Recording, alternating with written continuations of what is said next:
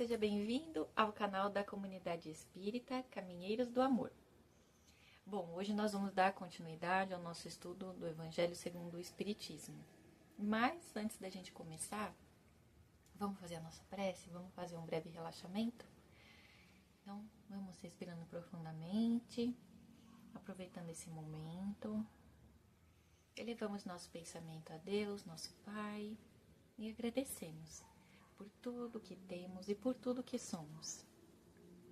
Pedimos a espiritualidade amiga, aos nossos mentores protetores, anjos de guarda, nos acompanhem, principalmente nesse momento, para o nosso aprendizado, para o nosso estudo, que possamos estar com mente e coração abertos, disponíveis para os novos ensinamentos e que possamos, aos pouquinhos, aplicar esses ensinamentos de Jesus no nosso dia a dia. Que assim seja, graças a Deus. Bom, então vamos para o nosso tema de hoje. Continuamos no capítulo 11, Amar ao próximo como a si mesmo. Estamos no item 14, Caridade com os criminosos. Pois é, o tema não é fácil, mas Jesus nos ensinou, não é? Sobre esse amor, esse amar ao próximo. Ele é diferente do amor que a gente tem pelas pessoas que a gente gosta. Amar ao próximo trata-se de um amor sem condicional, né? Nós temos ainda muito essa questão do amor condicional. Eu amo as pessoas que são boas, principalmente aquelas que são boas para mim. As pessoas que não são boas, elas não merecem o meu amor, porque elas não são boas. Entende que aí tem uma condicional dessa pessoa não merece amor. Então quem está dizendo que ela não merece? Se sou eu que estou dizendo que ela não merece, parto de um julgamento próprio. E aí, esse é o nosso entrave. Foi aí que Jesus falou, né, pra gente, olha, vocês têm que aprender a amar ao próximo. Esse amar, ele é incondicional. Então, vamos aqui aprendendo aos pouquinhos como funciona esse amor incondicional. Né, como tudo, né, não é fácil, não é algo simples, principalmente nesse tema que nós vamos ver hoje.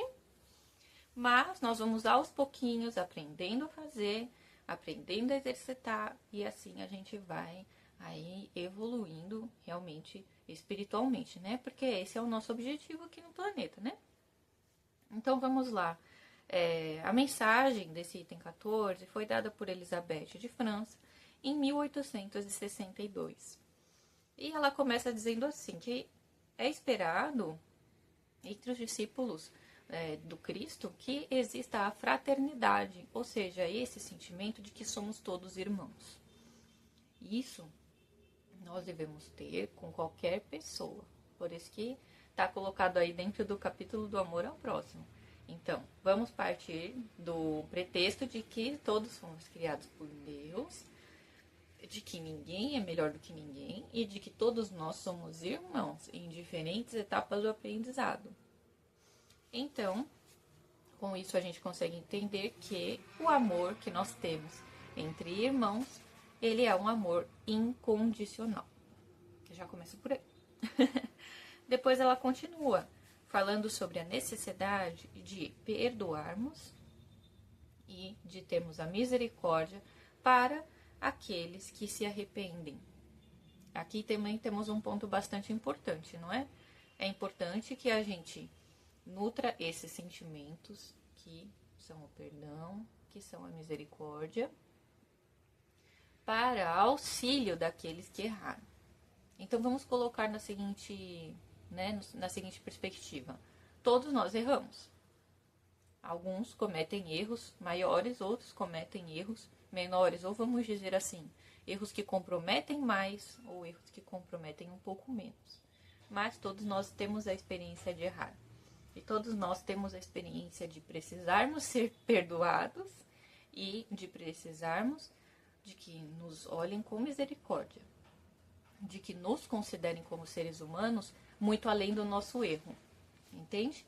Então, se eu cometo um erro, vamos supor assim, eu tenho o vício da maledicência, isso é o erro, né? É um vício. Eu não gostaria que as pessoas me reduzissem a fulana, aquela que só fala mal dos outros, entende? Isso é tomar a parte pelo todo, ou seja, o meu erro, o meu vício por quem eu sou.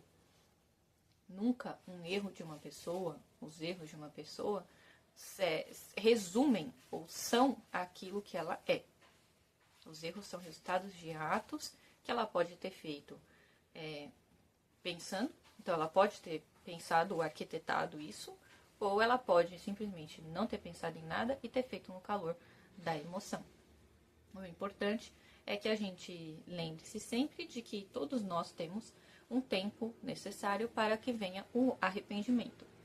E aí mora a grande chave para nós trabalharmos aí o perdão e a misericórdia. Quando a pessoa se arrepende, quando nós nos arrependemos dos nossos erros, não é muito mais fácil de corrigi-los? Porque a gente percebe que eles aconteceram. Se a gente não se arrepende, é porque a gente nem percebeu que foi um erro. Então, eu falo mal dos outros mesmo, é isso aí. Aí eu percebi que eu tô errada.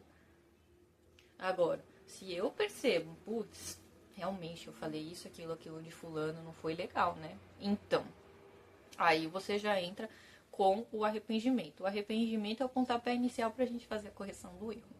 Assim, serve para todos os erros, né? Que nem eu falei, desde pequenininhos aí, que não comprometem muito, até aqueles bem maiores.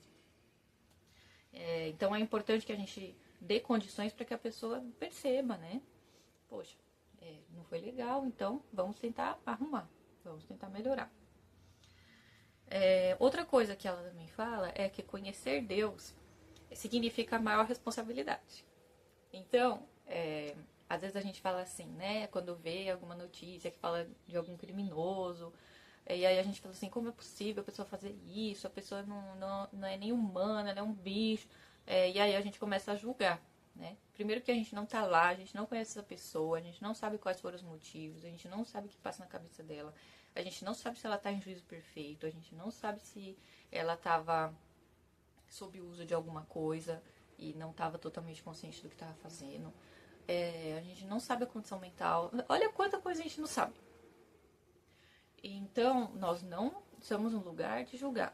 E mesmo que, mas eu sou advogado dessa pessoa, eu sei tudo. Ok, você não está dentro da cabeça dela.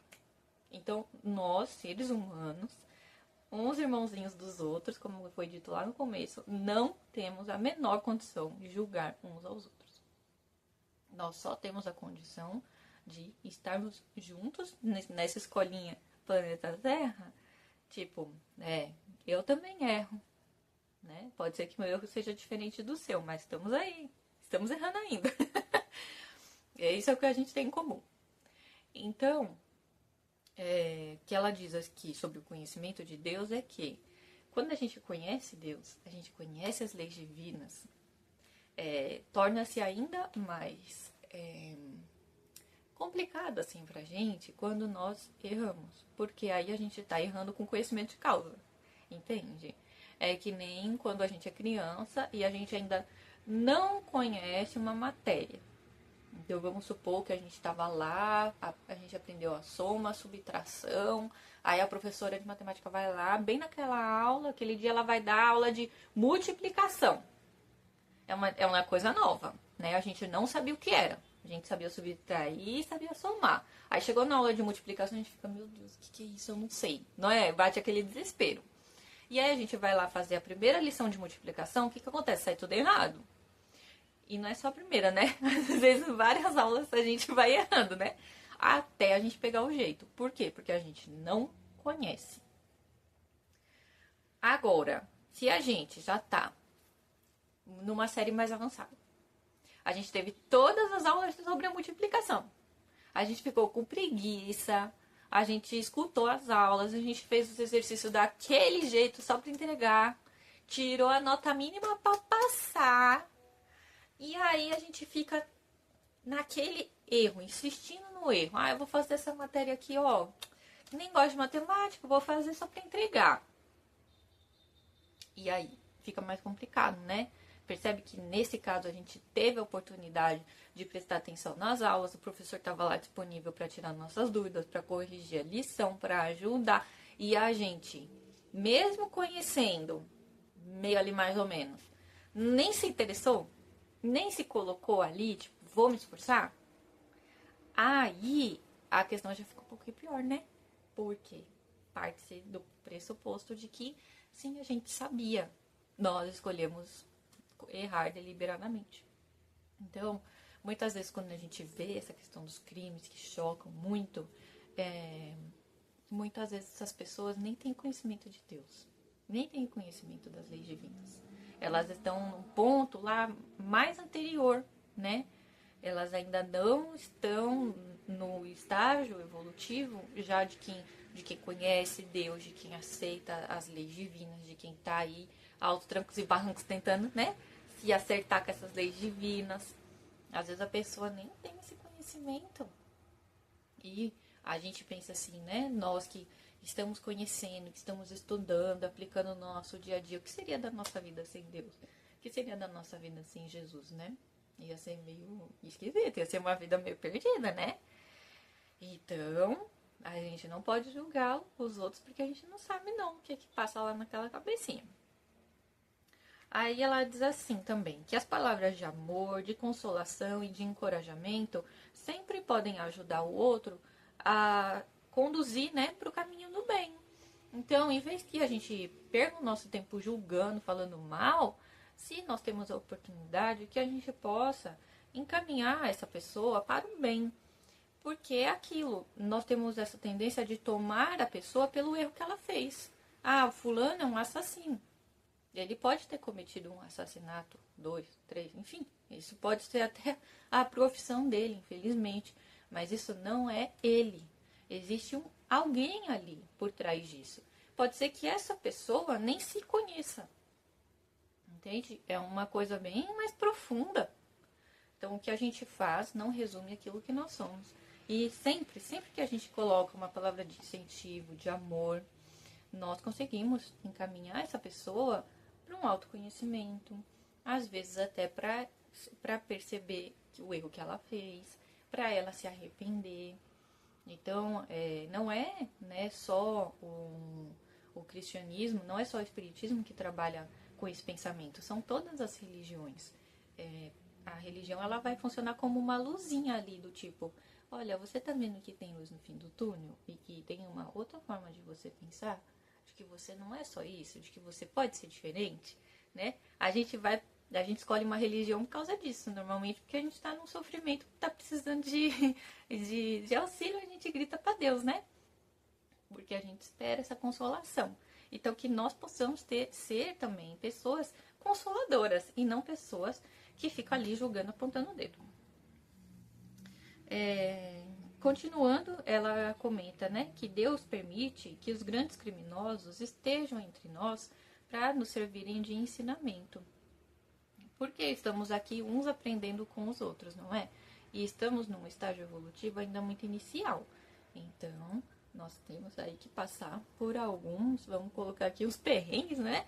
Pra gente ter aí o aprendizado daquilo que a gente precisa. Brevemente, quando já praticarmos as leis de Deus, esses ensinamentos mais rudes não serão mais necessários.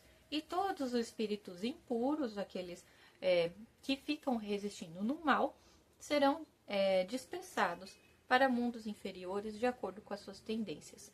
Então é mais ou menos como se a gente, no momento, estivesse estudando numa sala, uma sala mista, com alunos com várias capacidades diferentes, né? Para que a gente aprenda uns com os outros. E à medida que o tempo passa, aqueles que ficam repetindo de ano, porque não querem aprender, não querem evoluir, ir para uma salinha maior, né? Uma turma mais evoluída, eles vão ser convidados a irem para uma outra salinha, onde eles vão encontrar coleguinhas que são mais ou menos como eles, para que assim cada um possa fazer a sua evolução espiritual, né, de forma a ser mais proveitosa. Neste momento, o que é mais proveitoso para nós agora é que estejamos aí juntos nessa sala mista, aprendendo juntos. Assim, nós sempre podemos ter a quem ajudar e sempre podemos ser ajudados por alguém. Somos, no momento, elos de uma grande corrente, tá? E aí, o que ela recomenda no final, né? O que a gente vai fazer com relação a essa caridade com os criminosos? Caridade com os criminosos não é passar pano, não é fingir que não viu o que foi feito, não, né? As leis humanas, elas estão aí para serem aplicadas. Então, realmente, uma pessoa que comete um crime, ela precisa ter aí, vai ter a sua compensação através das leis humanas.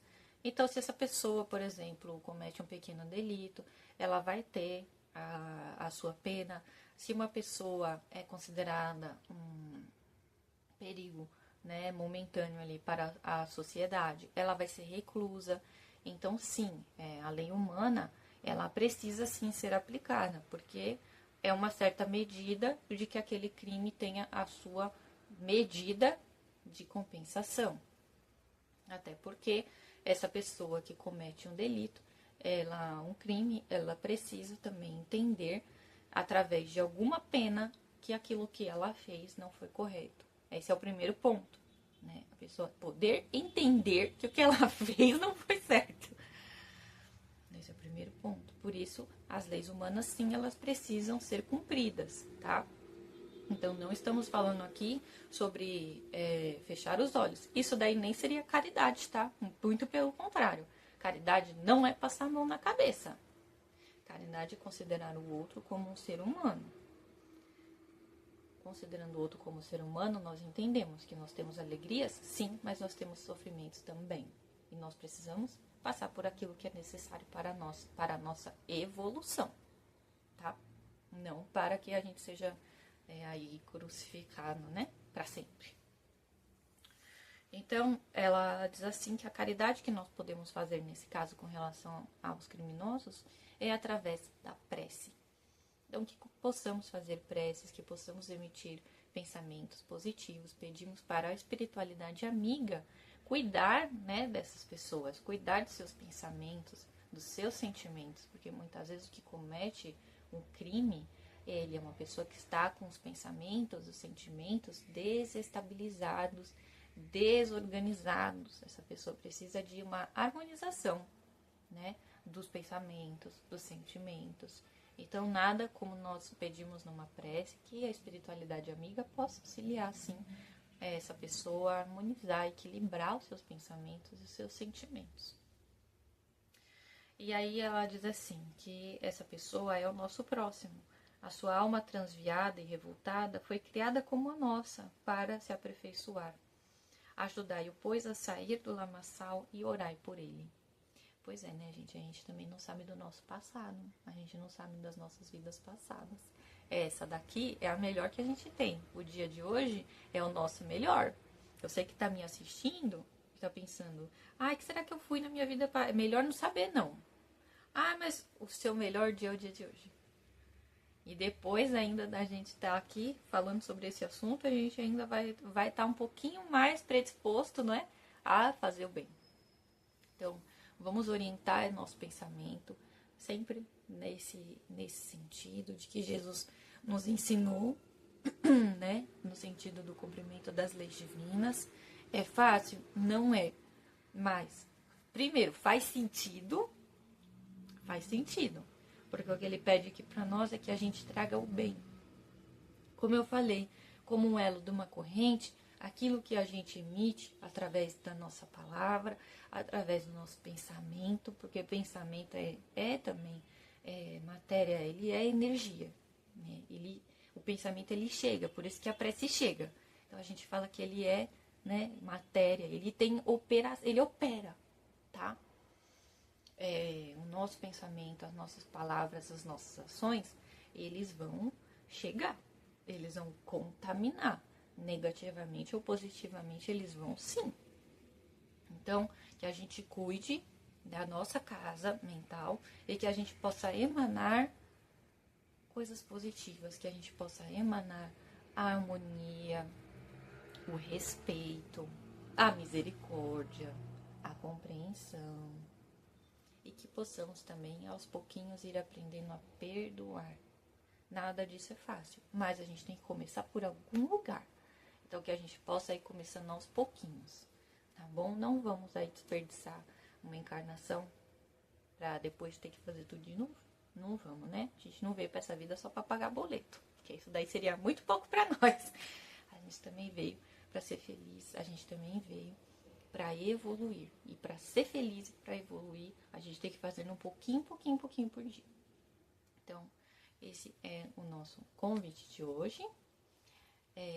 Vamos ler o Evangelho, vamos estudar e vamos compartilhar com o nosso próximo, através das nossas palavras, das nossas ações, principalmente. A gente evangeliza muito pelo exemplo, tá bom? Uma ótima semana para você, para sua família, que Deus te abençoe e até a próxima. Tchau, tchau.